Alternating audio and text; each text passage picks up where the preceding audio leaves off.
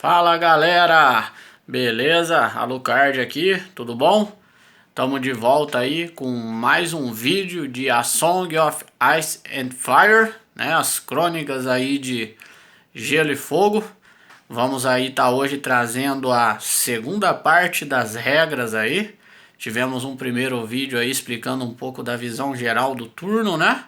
Falamos um pouco da iconografia e dos símbolos aí das unidades, das cartas de anexo e das unidades não combatentes, não é?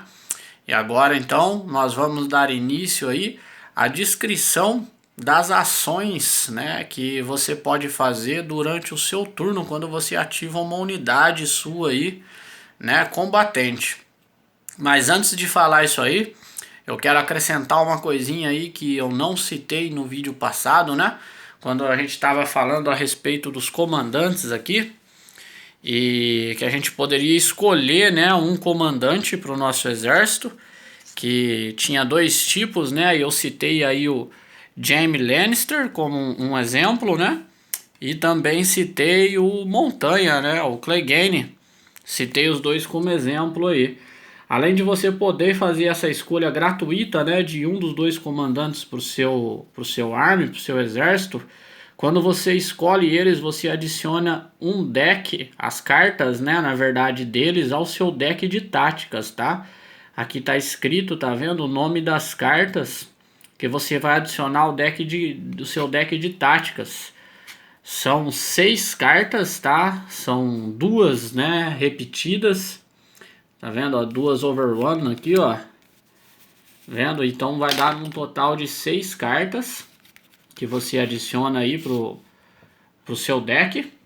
Por exemplo, se eu tivesse escolhido o Montanha, né? O Clegane, eu ia estar adicionando aí essas 6 cartas junto com as cartas táticas da casa. Mas a gente vai falar a respeito do baralho tático, né, numa próxima explicação aí das regras. Então era só para amarrar as informações aí de que quando você põe o seu comandante, você adquire também algumas cartas extras aí para o seu deck tático baseado no comandante que você escolheu, beleza? Dito isso aí então, galera, vamos lá então, né, para mais uma parte da explicação das regras. Eu havia dito que eu ia explicar melhor a linha de visão, né, e é isso que eu vou começar fazendo para a gente poder entender todas as outras ações. A gente tem aqui então, ó, montei um army aqui dos Homens da Montanha, tá? Com o Clegane aqui como montanha, como capitão dessa unidade aí. E eu vou estar usando aí essa unidade por enquanto para explicar. Então vamos lá então. Baseado então na seta, né, frontal, a gente tem a visão frontal da unidade, baseado na seta aqui. Tudo que a unidade enxerga, então, vai estar dentro dos limites do arco do símbolo da bandeja aqui, lembra? Ó, deixa eu ver se ela vai dar um foco aí, tá vendo aqui, ó? Tem um quartinho aqui na bandeja e outro quartinho ali do outro lado.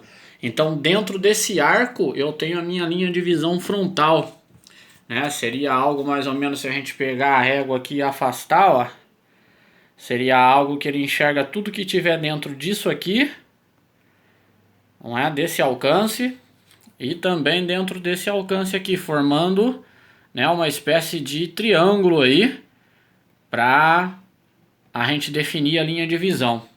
Então tudo que tiver dentro desse alcance aqui está na linha de visão, né, da minha bandeja. Se por exemplo a gente tiver com esse arme aqui de espadas juramentadas aqui, né, então a gente vai ter aí uma linha de visão válida para essa outra unidade aqui, para esse outro exército.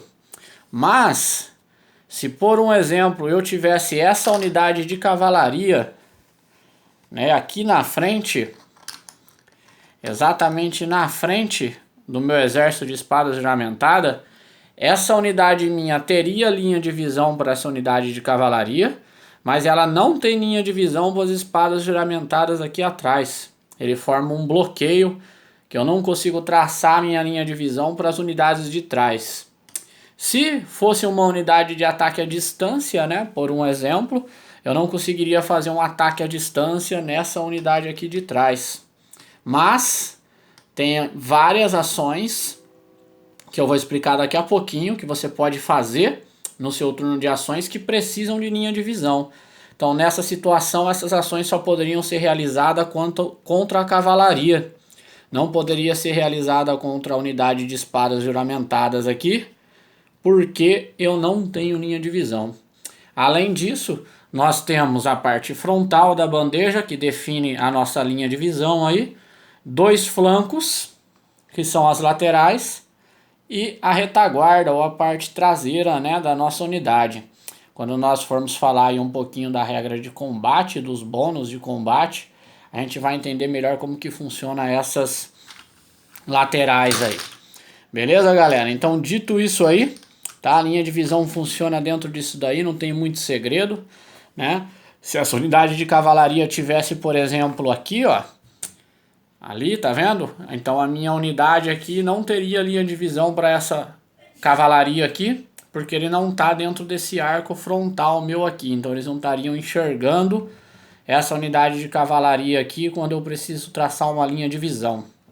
Beleza? O mesmo vale se ela tivesse lá nas costas, obviamente, não é? Então vamos lá, vamos falar um pouco das ações que a gente pode fazer quando uma unidade é ativada. Como eu tinha dito no vídeo passado, né? É feito de forma intercalada. Então o primeiro jogador, aquele que tiver com o token de First Player, vai escolher uma das suas unidades combatentes ou não combatentes, né? Que pode ser as nossas unidades que estão ali no tabuleiro tático, né? Como por exemplo a nossa Caitlyn e a nossa Sansa aqui, né? Por lado dos Starks. Eu também posso escolher elas para ativar, mas hoje a gente vai focar mais na ativação das unidades combatentes para explicar o que eu posso fazer quando eu ativo uma unidade combatente. Então suponhamos que os Lannisters estão com o token de First Player. Então os Lannisters aí vão ter o direito da ativação e vão poder então escolher uma das suas unidades para poderem fazer uma das ações disponíveis que eu posso fazer quando eu ativo uma unidade. Então, a primeira ação que eu vou explicar, que a gente pode fazer, a gente tem aqui uma cartinha de resumo, tá vendo essa cartinha de resumo?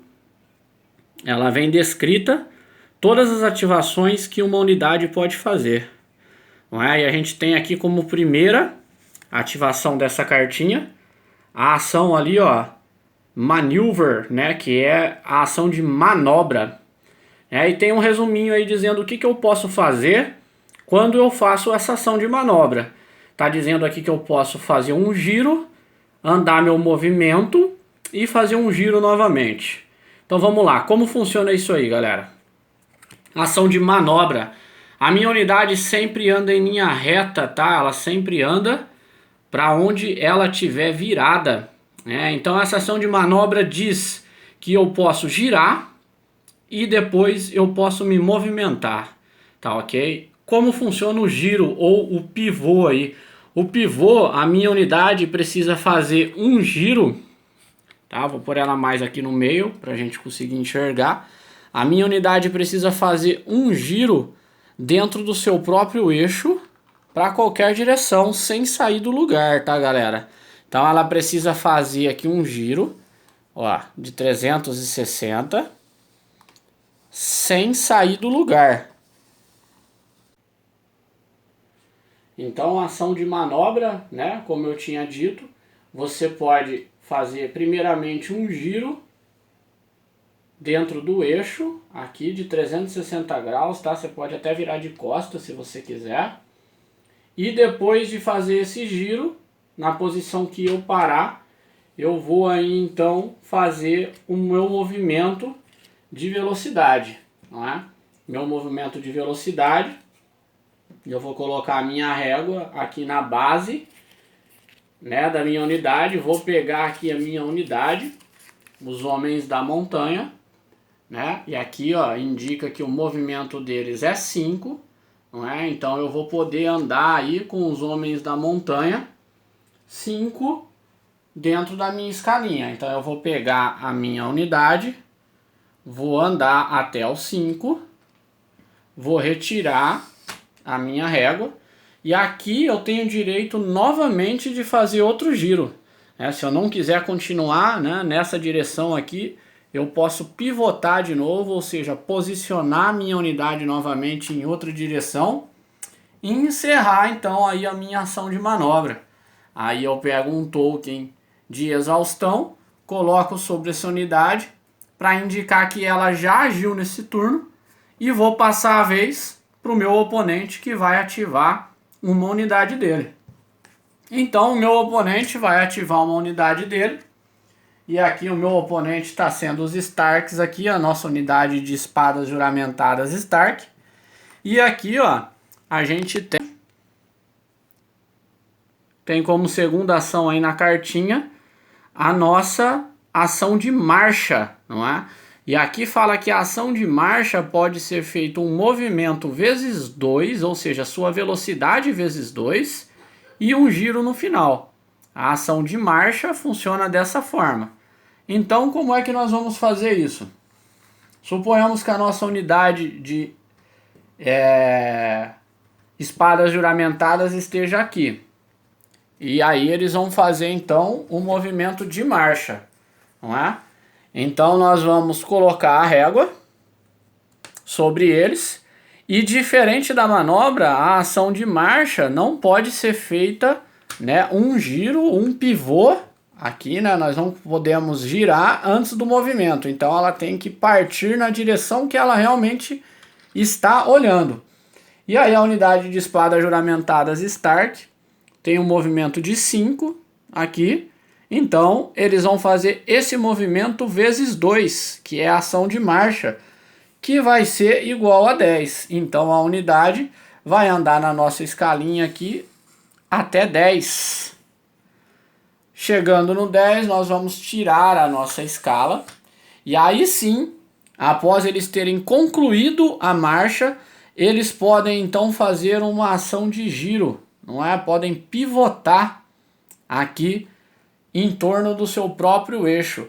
Então a ação de marcha, eu movimento o meu deslocamento vezes 2, e no final eu posso girar. Feito isso, essa unidade dos Starks, o jogador dela vai pôr um token de exaustão na unidade, indicando que ela já agiu, e vai passar a vez então para o próximo jogador, que está controlando aqui as unidades dos Lannisters. Mas essa unidade dele já ativou, então ela não vai poder ativar nesse turno. Então ele tem uma segunda unidade aqui, que é a unidade da guarda Lannister. A unidade da guarda Lannister aqui, então seguindo a cartinha para nós darmos o exemplo, vai fazer agora a ação de charge, ou seja, carga, não é? O grande problema dessa ação de charge é que essa cartinha aqui veio com um erro, né? Ela não contém que você pode fazer um pivô antes do charge, e no manual de regras diz que sim, que você pode fazer o pivô antes do charge. E consultando nos fóruns aí, né, a regra que prevalece é a do manual e não a da cartinha. Então, antes de fazer o pivô, você pode fazer um charge, ou seja, uma carga. Como é que funciona a carga? A cartinha então diz que eu posso fazer o meu movimento mais um D6 e depois atacar. Como seria isso? Eu posso então fazer um giro antes de escolher fazer a minha carga, se eu quiser, tá? E depois eu vou fazer o meu movimento de carga. Vamos supor que essa unidade de cavalaria está aqui, e eu estou ativando então a minha guarda Lannister e quero fazer uma ação de carga até essa unidade de cavalaria.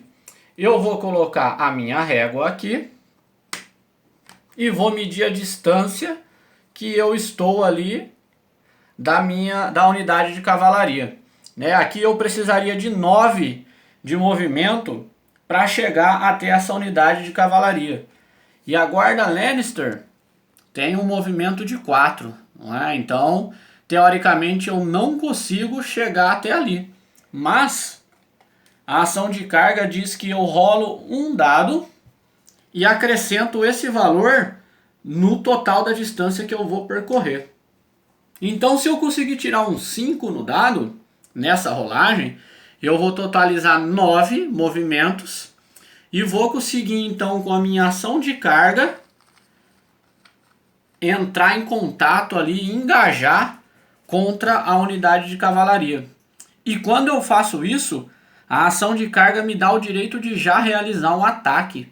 Eu faço então um movimento mais um dado de 6 faces como incremento nesse movimento e recebo um ataque contra a unidade de cavalaria. A face que eu vou engajar aqui nessa unidade de cavalaria depende do quão próximo eu tô de cada lado dessa bandeja. O que isso quer dizer? Aqui eu estava 100% alinhado com a frente da bandeja. Mas se numa outra situação eu estivesse, por exemplo, nessa situação,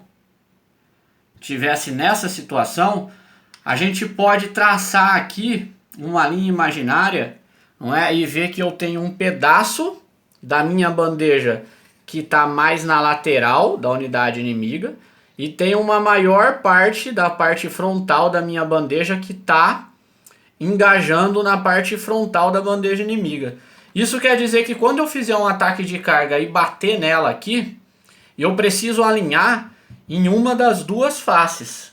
Eu preciso alinhar ou nessa lateral no flanco dele ou na parte frontal. E a regra diz que eu alinho na parte que eu tiver com maior contato. Olhando aí visualmente, obviamente a parte que eu vou ter maior contato é a parte frontal. Então, após a carga, eu preciso alinhar aqui na parte frontal. E eu escolho se eu quero alinhar com essa bandeja 50% do total dela, deixando espaço aqui para uma outra unidade minha poder talvez invadir por aqui também e atacar essa bandeja. Ou se eu quero alinhar 100% de frente com essa bandeja. Se eu estivesse com meio a meio aqui, metade aqui e metade aqui e proporções iguais, eu poderia escolher se eu quero alinhar na frente ou no flanco. O que obviamente o jogador mais sensato faria é alinhar no flanco, porque quando você ataca pelo flanco, você recebe alguns bônus que eu vou explicar futuramente na sessão de combate. Então, feito o charge na primeira situação aqui, eu rolaria os meus dados de combate no meu ataque contra a unidade de cavalaria. E a carta da guarda Lannister diz que a minha unidade de combate com todas as fileiras, ou seja, com a parte verde cheia, rola então 6 dados. Eu rolaria aí um total de 6 dados. Tá ruim para dar o foco aí. 6 dados aqui. Então eu pegaria 6 dados e faria a rolagem buscando um valor de 4 ou mais, que é o ataque aqui da nossa guarda Lannister. Os valores que eu acertei, eu estou causando aí de acerto no meu oponente. Porém, os valores que eu errei, o charge tem o seguinte bônus. Aqui tem um resumo dos bônus e diz que um ataque de charge, você pode rerolar todos os dados de ataque. Qualquer dado de ataque, na verdade, né? Isso quer dizer que quando você faz um ataque de carga, você tem a chance de tentar acertar novamente aqueles dados que foram ruins. Então você pode rerolar mais esses dados e aí podemos ver que eu teria feito 6 acertos aí. Então, o ataque de carga, eu posso pivotar, posso movimentar a minha distância mais um D6, realizo um ataque no final se eu entrar em contato com o inimigo, e neste ataque eu posso fazer uma rerolagem dos meus dados que não acertaram o oponente. O ataque de carga aí seria esta ação. Parece ser uma ação muito boa, não é? Uma ação aí que nos proporciona movimento, ataque e um bônus ainda de rerolagem. Porém, ele tem aí as suas peculiaridades. Se você estiver fazendo um ataque de carga, vamos voltar na nossa situação aqui, da qual eu preciso de 9 de distância para conseguir alcançar essa unidade. e ao rolar o meu dado eu tire um 1. Se eu rolar o meu dado e tirar um 1, que o 1 é uma falha automática, não é uma falha instantânea, automaticamente o meu charge vai ser um charge desorientado, um charge sem organização. E quando esse charge ele é desorganizado, eu não posso usar o bônus do charge, que é de fazer a rerolagem dos dados. Se eu precisasse de apenas 5 aqui, não é? Para concluir o meu movimento, e minha unidade anda 4, e eu tirasse 1 no dado, que é o suficiente para eu engajar aqui com a unidade de cavalaria, eu faria o meu ataque do charge, mas pelo fato de eu ter tirado 1, o meu charge seria um charge desordenado, então eu não poderia usar o bônus de rerolagem dos meus dados. E se eu tivesse a 9 de distância, exatamente como o nosso primeiro exemplo, e eu tirasse um valor que não desse para chegar na distância, por exemplo, um 2. Se eu tirar um 2, a minha unidade então anda 4, com mais 2 são 6, eu não consigo chegar no meu oponente. Não é? Eu dei um charge e o charge falhou, o meu ataque de carga falhou. Quando o meu ataque de carga falha, eu não consigo alcançar meu oponente, a minha unidade precisa fazer um teste de pânico. Tem que passar num teste de pânico. E aí eu vou ter que fazer o meu testezinho com a moral. Lembra do primeiro vídeo? 7 ou mais. E rolar os meus 2 dados aí para ver quantas unidades eu iria perder, porque eu falhei o charge e a moral da minha unidade aí ficou baixa. Então alguns soldados poderiam desertar por isso. No resultado aqui eu tirei 7, então eu não perderia nenhuma unidade aí. Mas essa é a consequência de você falhar então num charge, num ataque de carga. Feito isso novamente, então eu coloco um token de exaustão na minha unidade e vamos imaginar a situação de que eu acertei o charge aqui, não é? Entrei em combate, talvez tenha até matado uma miniatura da unidade de cavalaria deles aqui. Então eu vou colocar um token, vou exaustar essa unidade e vou passar a vez para o próximo jogador, que vai escolher outra ação dele para fazer. Como ele está com essa unidade aqui das espadas juramentadas exaustada, então ele vai ter que ativar a cavalaria dele, que ainda tem ação. E a ação que eu vou escolher fazer aqui, não é? É a ação de ataque. A ação de ataque que tem uma espadinha, porque é uma ação de ataque corpo a corpo. Não é uma ação de ataque à distância. E a ação de ataque corpo a corpo diz o seguinte, que eu posso mudar, shift, né, mudar a minha face e atacar. O que isso significa? Se a minha unidade de cavalaria tivesse, por exemplo, sido atacada de lado aqui, e agora ela vai fazer uma ação de ataque, eu posso fazer esse shift, essa mudança, e virar a minha unidade de cavalaria de frente para poder realizar o ataque nele e no próximo turno não ser pego novamente pelo meu flanco. Eu tenho a opção de fazer isso. Tenho a opção de poder fazer essa mudança, girar em torno, né? Girar em torno do meu próprio eixo aqui, sem sair do lugar, e posicionar minha unidade numa posição que fique aí mais confortável para que eu possa realizar o ataque. Então eu posso mudar a minha face. Porém, se eu não quisesse fazer isso, se eu tivesse sido pego pelo flanco, eu ainda posso fazer um ataque corpo a corpo nessa unidade, mesmo ela não estando na minha linha de visão. Mesmo ela não estando na minha linha de visão, com o ataque corpo a corpo, melee, eu posso realizar um ataque nessa unidade, ou em qualquer outra unidade que esteja em qualquer ponto da minha bandeja. Então, se eu estou aqui e eu vou fazer uma ação de ataque, após decidir se eu posso ou não fazer essa mudança, se eu quero ou não, eu vou realizar um ataque que vai seguir aí os padrões que nós já explicamos. Nós vamos pegar aqui a unidade de cavalaria Stark. Ela está com todas as fileiras ainda, então ela rolaria 8 dados verde aí, né, para realizar o ataque dela. Então ela rolaria 8 dados contra a unidade aqui dos guarda Lannister. Nós vamos depois, num próximo vídeo, fazer todas as simulações de combate.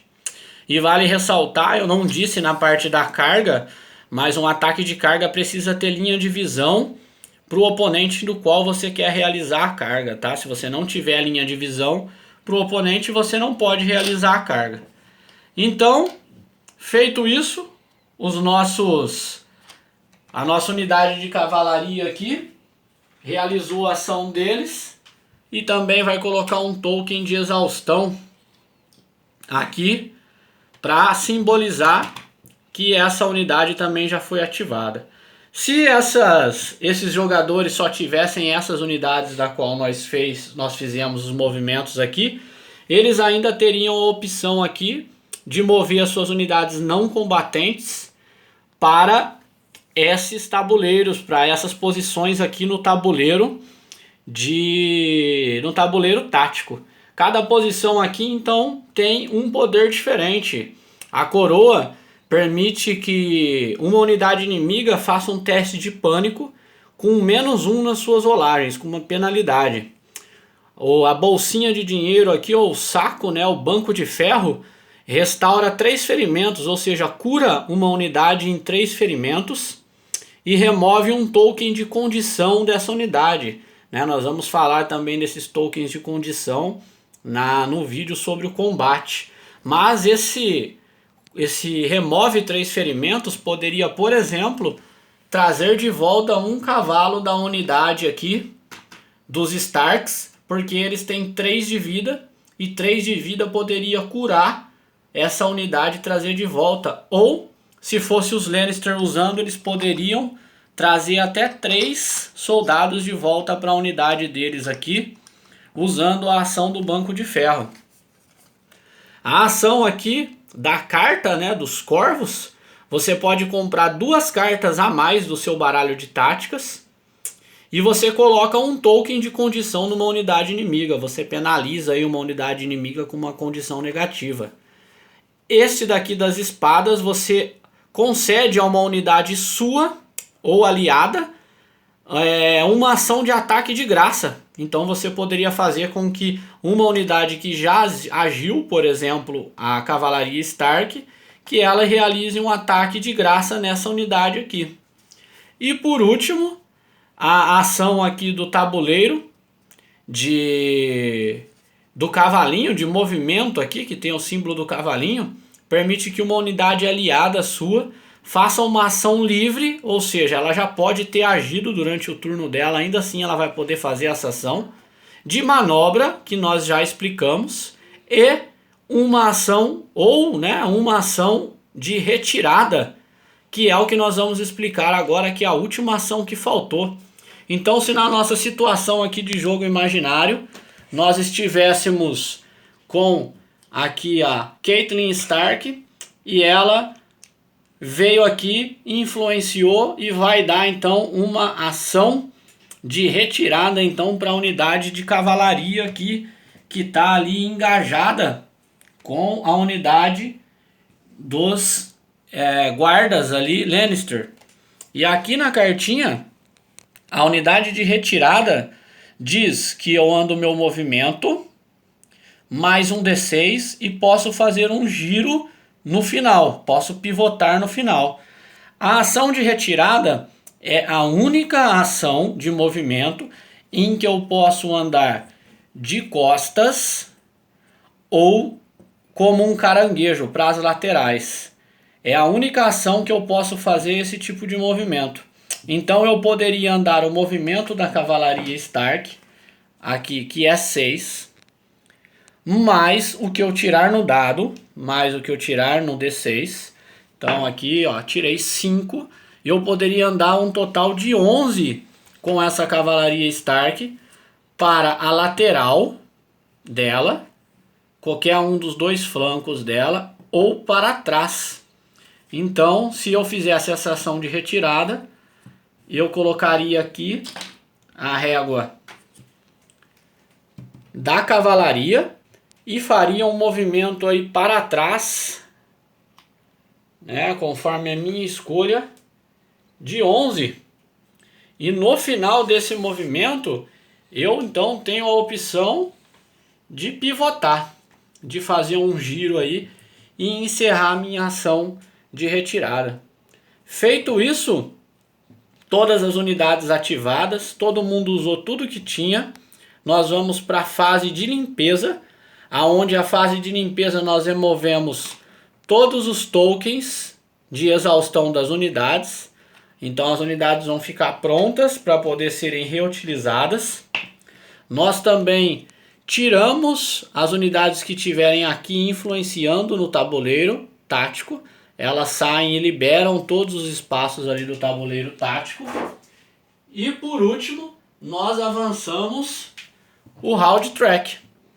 Nós vamos então mudar para o segundo turno aqui, para que nós possamos iniciar uma nova rodada.